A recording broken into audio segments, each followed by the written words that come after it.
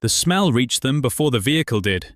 Petrol and hot metal, and something else, rubber, baked and stressed, drifting through the open bay doors of the Wehrmacht testing facility at Kummersdorf on a grey morning in October of 1942.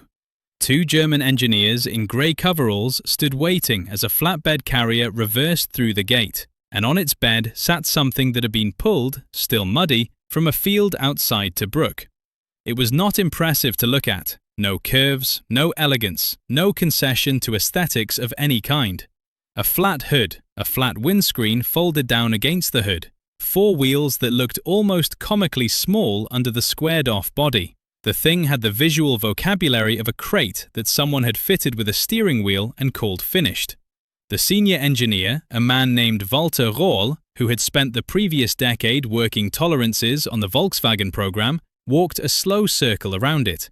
He crouched at the front axle. He stood. He opened what passed for a hood. He said nothing for a long time.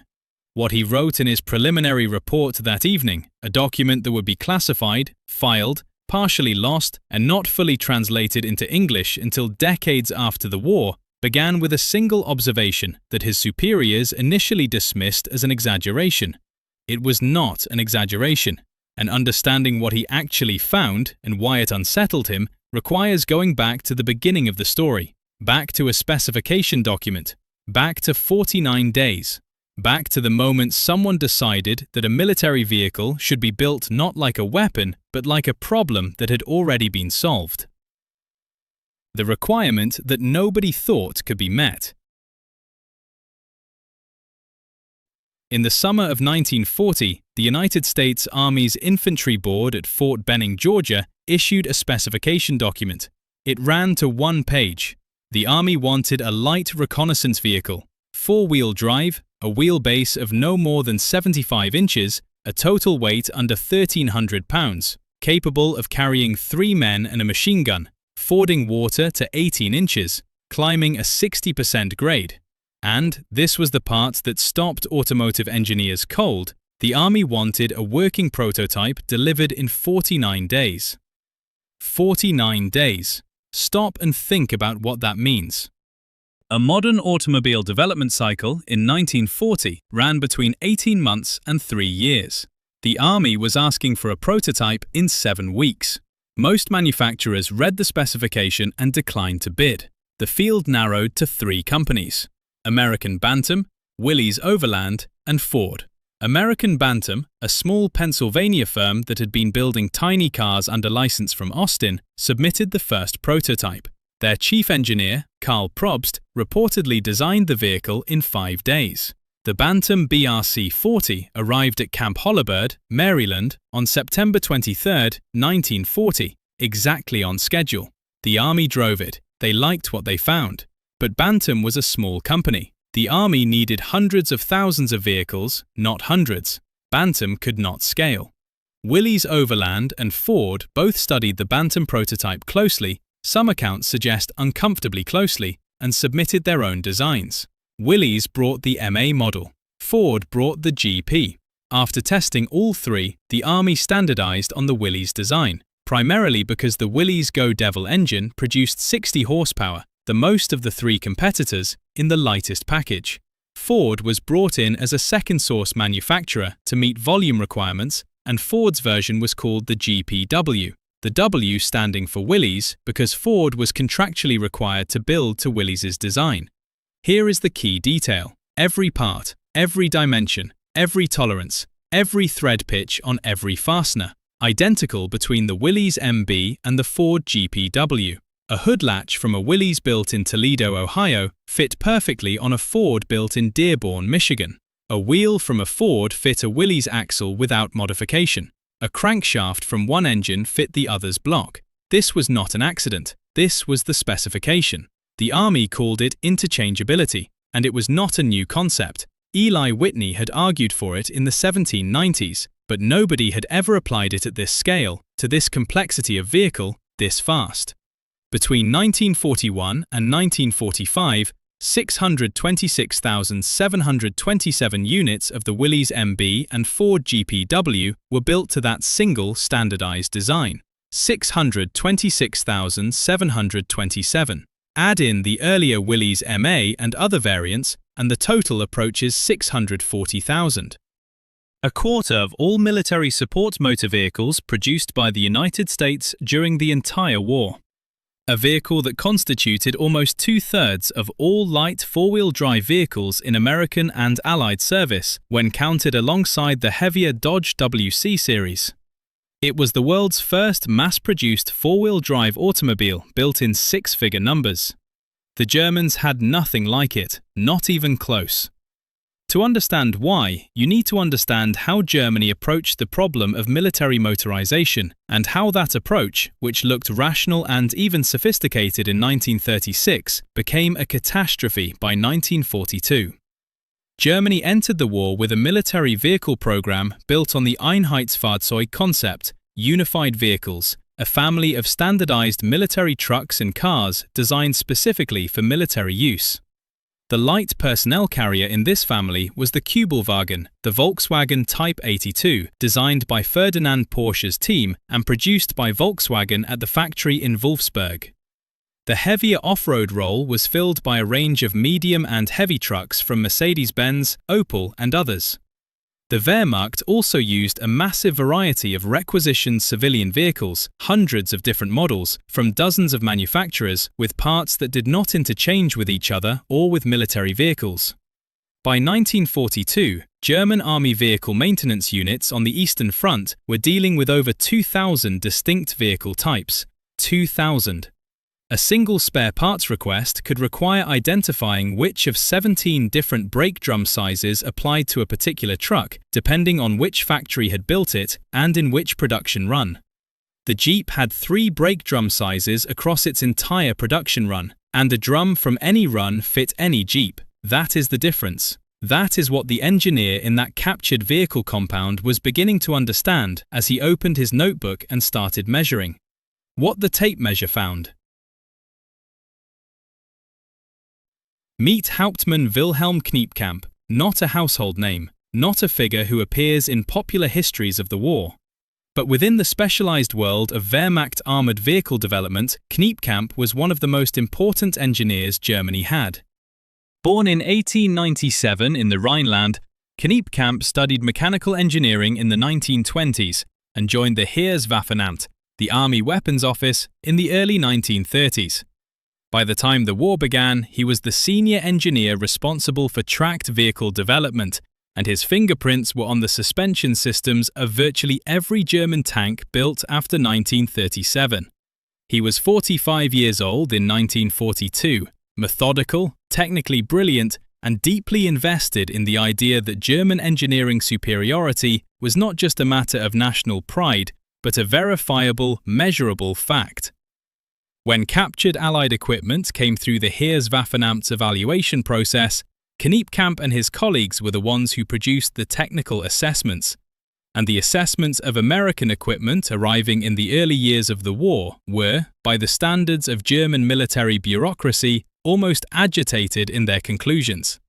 The Jeep that arrived for evaluation, almost certainly one of the early Willys MA or Ford GP variants captured in North Africa or transferred through intelligence channels, was stripped down methodically. Frame, body panels, engine, drivetrain, suspension, electrical system. Every component removed, measured, weighed, and documented. What they found was not impressive in the way German engineering was impressive. There was no elegance, no complexity.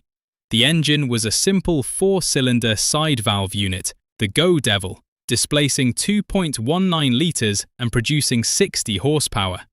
By German standards, this was unremarkable.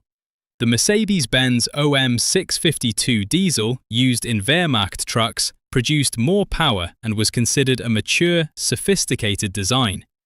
The Jeep's engine looked almost agricultural by comparison. The suspension was simple semi-elliptic leaf springs front and rear. No torsion bars. No complex geometry, the kind of setup a village mechanic could understand in 20 minutes. The body was flat steel stampings, no curves, no compound shapes, nothing requiring complex tooling. A competent sheet metal shop could reproduce the body panels with basic equipment. And then the German engineers started counting fasteners. The Jeep used a remarkably small number of distinct fastener types. Bolts, nuts, and screws across the entire vehicle used a limited set of thread standards. A single set of wrenches, a small set, could disassemble and reassemble virtually the entire vehicle. The German engineers noted this carefully. On a Wehrmacht Kübelwagen, the fastener variety was significantly higher. On a medium Wehrmacht truck, it was dramatically higher. On the heavier vehicles, a complete set of tools required to perform all field maintenance was a substantial kit. A Jeep could be substantially disassembled with what fit in a small canvas pouch. Now here is the number that matters. A standard Wehrmacht infantry division in 1942 had a vehicle maintenance platoon. This platoon carried spare parts for the division's vehicles. Because of the variety of vehicle types in a German division, the result of that 2,000 distinct vehicle type problem, the spare parts inventory required to maintain reasonable readiness was enormous. The logistics tail for vehicle maintenance in a German division was, by weight and volume, substantially larger than the equivalent in an American division. An American division equipped with Jeeps, trucks, and half-tracks from a standardized pool needed fewer distinct spare parts, carried in less space, requiring less transport to move forward. The math of logistics, the unglamorous arithmetic of how many trucks you need to carry the supplies required to keep other trucks running, favored the Americans at every level of the calculation. The German engineers wrote this down. They were honest men doing honest technical work, and they wrote what they found. That detail is the critical one. The Jeep was not designed to be the best vehicle in any single category. It was not the fastest, it was not the most powerful, it was not the most comfortable. It was designed to be adequate in every category simultaneously, and to be produced, maintained, and repaired by people who were not specialists. A Jeep driver who had been a farmer in Iowa before the war could perform most field maintenance with the tools in the vehicle. An infantry officer could learn to drive it in an afternoon. A supply sergeant who had never seen a four-wheel drive vehicle before could understand its operation from the manual in a single reading. This was a design philosophy, and it was almost the opposite of the German approach. German engineering culture, shaped by decades of craft tradition, the guild system, the Meister concept, tended toward optimization. Make each component as good as it could be. Use the best material for each application. Achieve the tightest tolerances the manufacturing process could deliver. The result was vehicles that were, component by component, often technically superior to their American equivalents. The Kübelwagen's torsion bar suspension was more sophisticated than the Jeep's leaf springs. The Kübelwagen's reduction gears gave it better ground clearance and traction on loose surfaces than the Jeep's conventional axles in some conditions. But the Kübelwagen was not produced in six-figure numbers. It was produced in approximately 50,000 units across the entire war, and it was not interchangeable with anything. A Kübelwagen part did not fit a motorcycle part did not fit a staff car part did not fit a truck. The Jeep, by contrast, shared components with nothing, but 640,000 of them were built to the same drawing, and apart from any one of them fit any other. Hold that number, 640,000. Now think about what that meant for a Wehrmacht supply officer watching American forces move through North Africa in 1942 and 1943. Every American reconnaissance unit had Jeeps. Every artillery battery had Jeeps. Every infantry regiment had Jeeps. Every medical company had Jeeps. Every signals unit had Jeeps. And every single one of those Jeeps, regardless of where it was built or when, used the same spark plugs, the same fan belt, the same wheel bearings, the same brake shoes. The Wehrmacht supply officer's equivalent, trying to maintain mobility across a force equipped with dozens of vehicle types, was playing a different game entirely. A harder game. A game the German logistics system was slowly, then rapidly, losing. The number that changed everything. The evaluation report that came out of the Heereswaffenamt's examination of the captured Jeep did not circulate widely. Military technical intelligence documents rarely did. But within the Wehrmacht's Supply and Motorization Command, the Generalquartiermeister's office, the implications were understood by anyone who read it carefully. 50,000. That is the number of Jeeps shipped to the Soviet Union under Lend-Lease during the war. 50,000 American quarter-ton four-wheel drive vehicles delivered to an ally that had been catastrophically short of light motorized transport since the German invasion began in June 1941. Stop and think about that number in context. The Red Army in 1941 and 1942 was an army that moved at the tactical level largely on foot and horse. Soviet industry could build tanks. Soviet industry could build artillery. Soviet industry could not, in the middle of the most destructive war in human history, simultaneously retool to produce the light utility vehicles that a modern army needed to function at every level below the heavy combat formation. Commanders needed vehicles to move between units. Artillery spotters needed vehicles to reach observation posts. Medical units needed vehicles to evacuate casualties. Signals units needed vehicles to lay wire and maintain communications. The Jeep filled that gap. 50,000 of them, plus the trucks and other vehicles that came with the Lend-Lease program, gave the Red Army a motorized backbone it had not possessed. Now meet Lieutenant Colonel Vasily Kruglov, 29 years old in 1943, a Soviet artillery officer from Voronezh, a city on the Don River that had seen some of the worst fighting of the entire Eastern Front campaign. Before the war, Kruglov had been an engineering student at the Voronezh Polytechnic Institute. He had never driven an automobile before the army. He learned to drive a Jeep in 3 days. 3 days. That number, 3 days to operational competence, appears repeatedly in Soviet accounts of the Lend-Lease vehicles, and it is not an accident.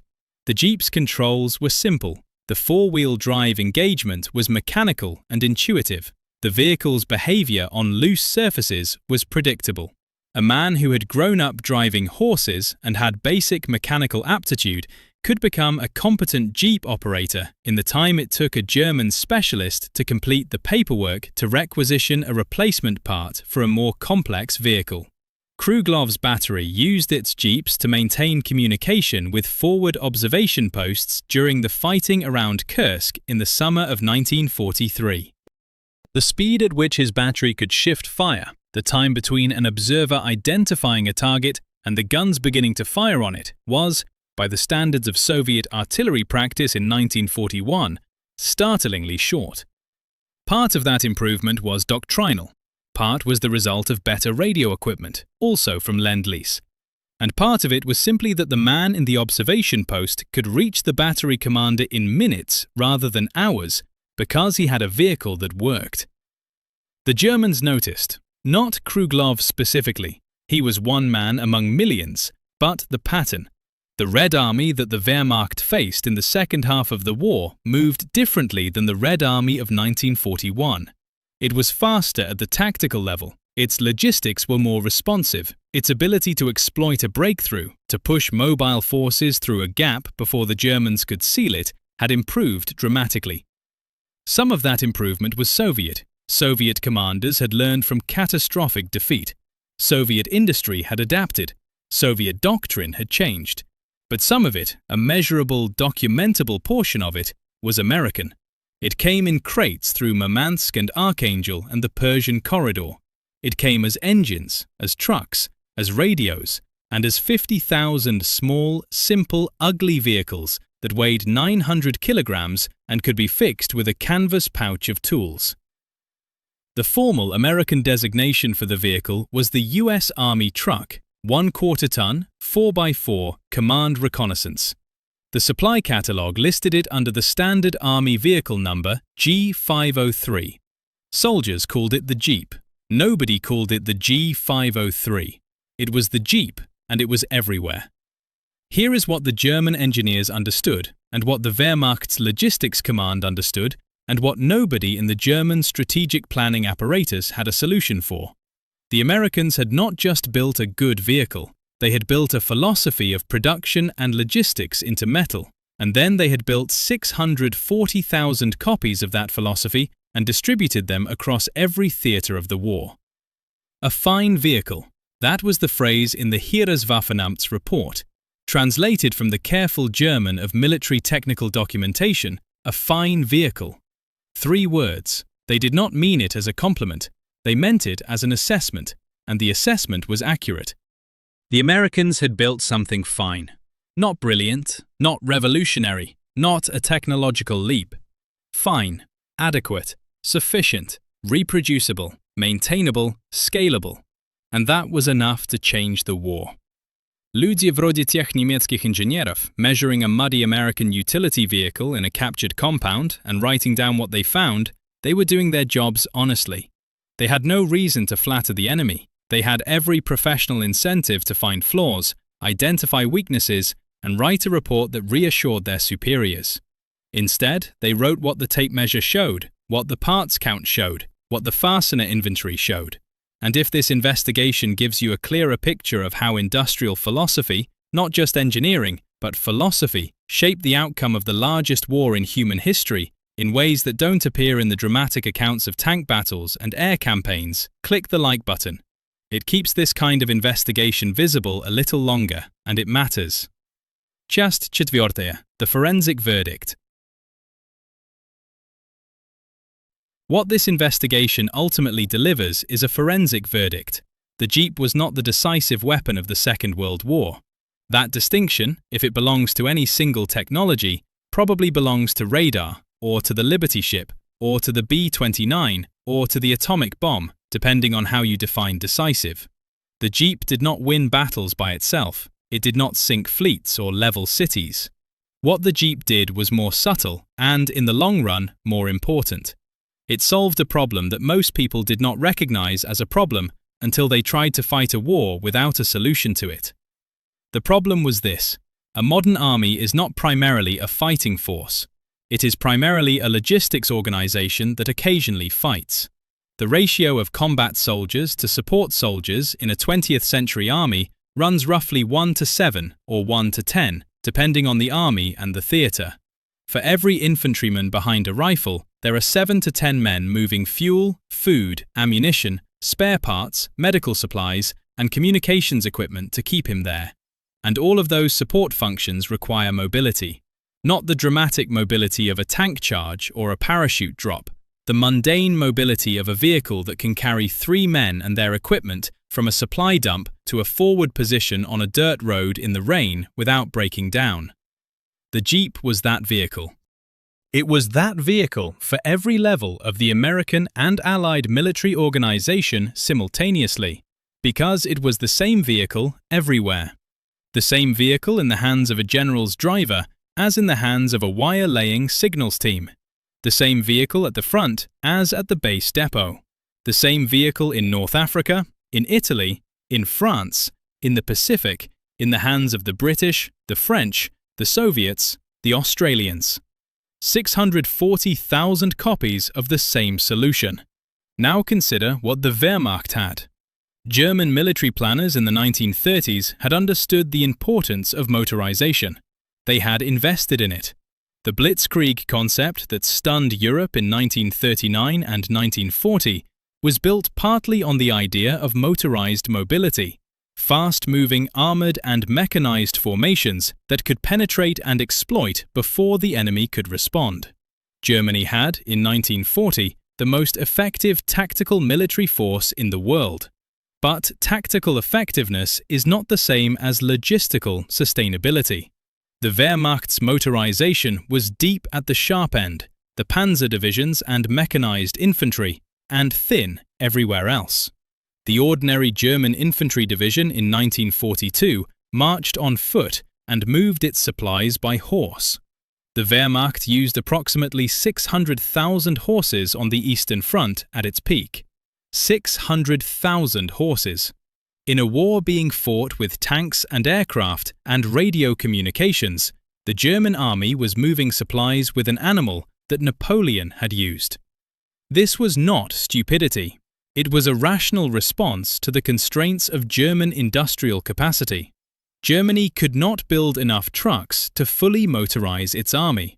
So it used horses where trucks were unavailable, and it used a wide variety of vehicle types because standardization had not been achieved before the war began and could not be imposed retroactively on a production system already running at capacity. The Americans had no such constraint.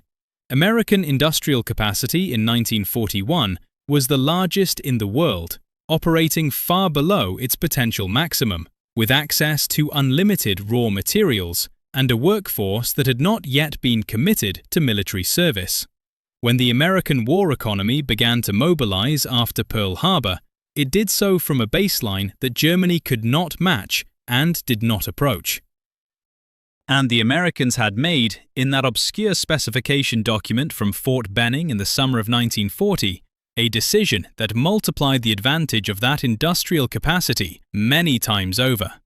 They had decided to build one vehicle to one design, interchangeable in every part, producible by any manufacturer who could meet the specification. They had decided, in other words, to treat the military utility vehicle not as a piece of precision engineering, but as a commodity. German engineering culture could not easily make that decision. It ran against everything that made German engineering great.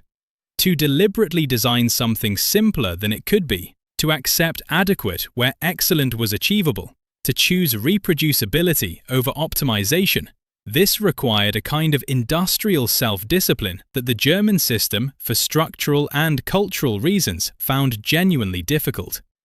The result, by 1942, was visible in every comparison the Heereswaffenamt's engineers made. Not just in the Jeep, in the Sherman tank, which was inferior to the Panther in almost every individual technical specification, and was nonetheless winning the tank war by weight of numbers and ease of maintenance. In the Liberty ship, which was welded rather than riveted, built in days rather than months, and was crossing the Atlantic in convoys that German submarines could not sink fast enough to matter.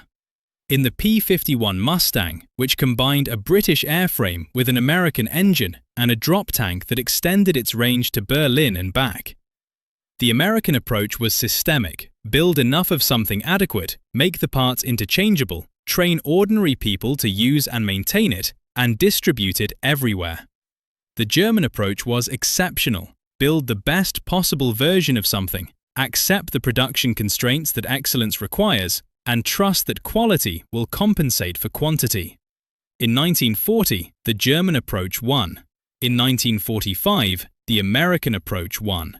And the margin of difference was not primarily on the battlefield. It was in the supply chain. It was in the maintenance depot. It was in the spare parts inventory. It was in the 3 days it took Vasily Krublov to learn to drive a vehicle that had been designed to be learned in 3 days. What happened to the men in this story? Willys Overland, the company that designed the winning prototype, filed for trademark protection of the Jeep name after the war and continued producing civilian versions of the vehicle. The company went through several ownership changes over the following decades. The lineage of that original design is still visible in off-road vehicles built today.